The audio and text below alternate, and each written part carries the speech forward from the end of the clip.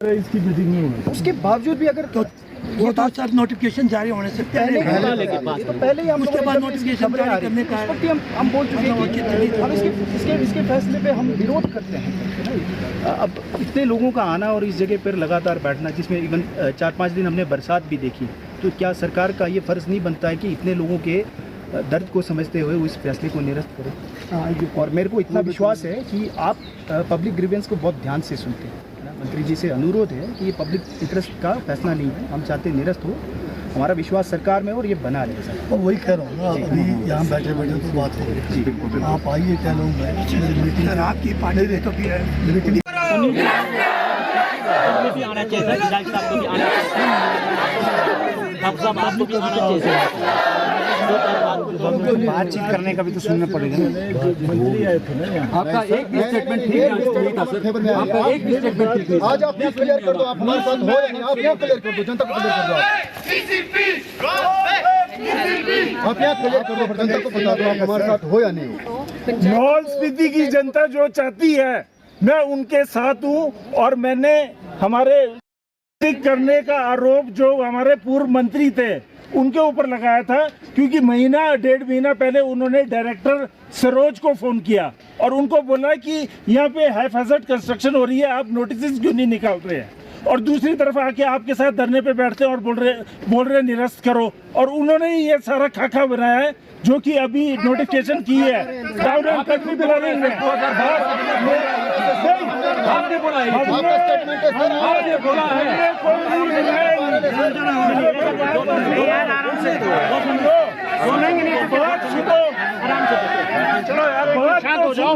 शांत हो जाओ यार। बात सुन लो, जो प्रश्न ये पूछ रहे हैं दो है। मैंने ये कहा है, मैंने ये जरूर कहा है, 2012 और 17 के बीच में वीरभद्र सिंह गवर्नमेंट में हमने मास्टर प्लान लगाने का प्लान बनाया था।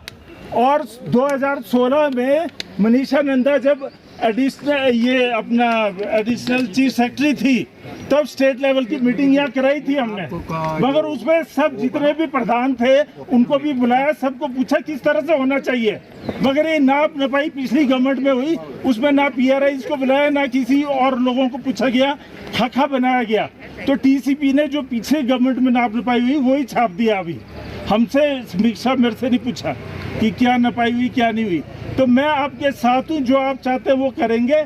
और रूल जो हो गया हिमाचल सरकार का, सुन लो, रूल जो हिमाचल सरकार का होगा, गवर्नमेंट ऑफ इंडिया का होगा, उसके तहत हम जो भी बन पाएगा अच्छे से अच्छा आप लोगों को गांव में लगने का कोई तो जितना भी एरिया है वो चाहिए। TCP बनना तो हमने आज तक सुना नहीं, छोटे गाँव में।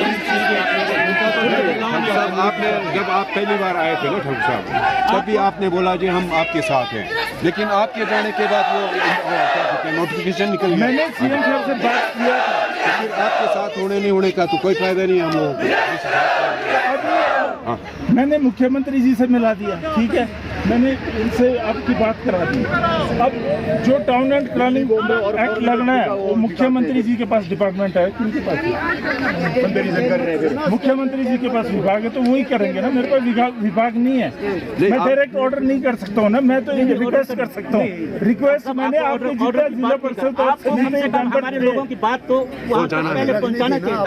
पूछा जब यहाँ से डेपुटेशन आया तब जाके आपने पहुँचा, उससे पहले तो पहले भी बोला मैंने, मुख्यमंत्री जी को बोला मैंने, आपको उससे पहले पहुंचाना चाहिए था। मैंने बोला विरोध हो रहा है, उससे पहले वहाँ बात पहुंचाना चाहिए। मेरे ट्राइबल एरिया के लोग हैं और बिल्कुल गांव में रहते हैं, 4-5 के घर हैं।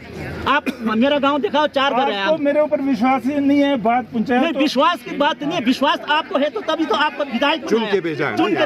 आप हमारे कुछ विश्वास, अब आप हमारा विश्वास मत तोड़ो। बात पहुंचाई है वहाँ। मैंने पहले कहा है कि विरोध हो रहा है। साटा बैरियर जो लगा हुआ है, नॉन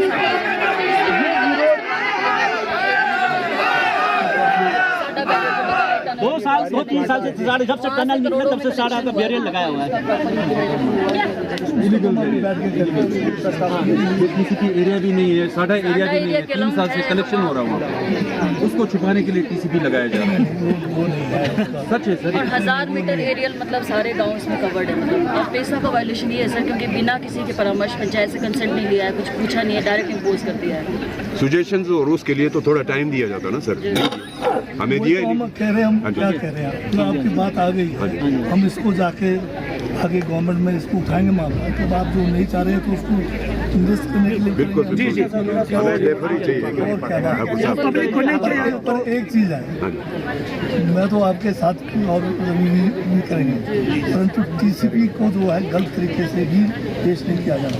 नहीं, एक मिनट सुनो, देखो मैं क्लियर बात करना चाहता हूँ। ये जो है ना, टीसीपी से जैसे आप बोल रहे हैं कि इससे पैसा को फर्क पड़ता है, इससे क्या कहते हैं आपका एफआरए को फर्क पड़ता है, ये बात मानने के लिए मैं तैयार नहीं हूँ। ये मानने के लिए तैयार है कि आप नहीं चाहते, वो अलग बात है, पर मतलब उसको उस नज़रिया से ना देखा जाए कि मतलब लोग अब सभी को नहीं पता होगा क्या कहानी है, सभी को लग रहा है कि है 4, 5, 2, 3 करके गाँव है। हमारा ये कहना है कि टीसीपी एक्ट की ज़रूरत क्या है यहाँ पर। टीसीपी एक्ट में जो प्रोविजंस है, पंचायती राज एक्ट में भी है वो। आप पंचायती राज एक्ट 1994 की धारा 14 अगर उसका अवलोकन करें तो उसमें सारा ये रेगुलेट करने के उसमें प्रोविजंस है।